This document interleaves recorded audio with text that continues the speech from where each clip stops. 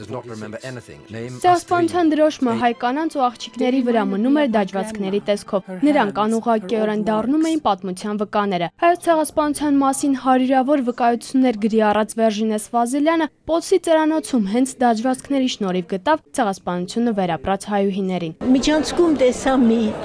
94 տարեկան կին, որը դաջված էր եւ ես ասեցի դուք Տերձորում եղել եք, իսկ ուն փակեց ծածկեց, ասեց ով է սավ,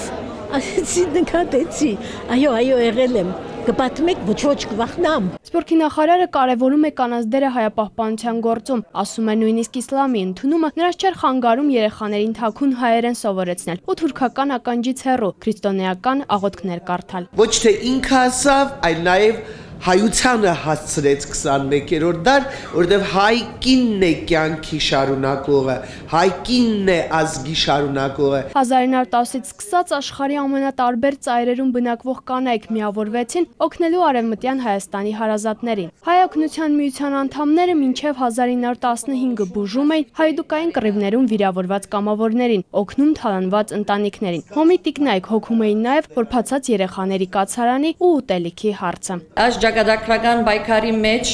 մեր ազատագրական մարտնչումներ ու սկզբնական օրերեն իսկ մեծ եղավ հայ գնոջ թերը գանկուն իր զավգին ու ամուսնուն կողքին